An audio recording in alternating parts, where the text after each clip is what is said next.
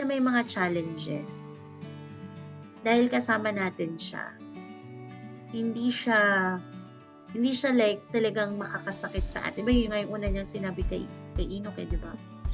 Na walang makakapanakit sa kanya.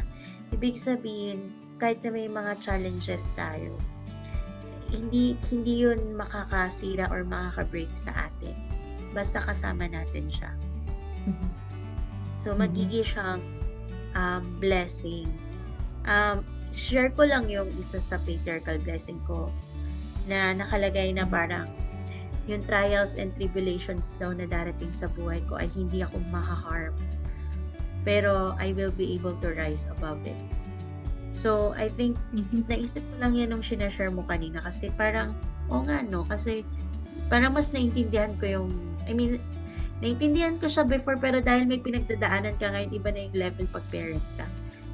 Parang, Mhm. oo nga 'no, mas may sense na yun pala yung explanation kung bakit, hindi hindi ka maha-harm ng problema pero kaya nating malampasan yun kasi kung lalakad tayo kasama si Jesus Christ, kung maniniwala tayo sa kanya.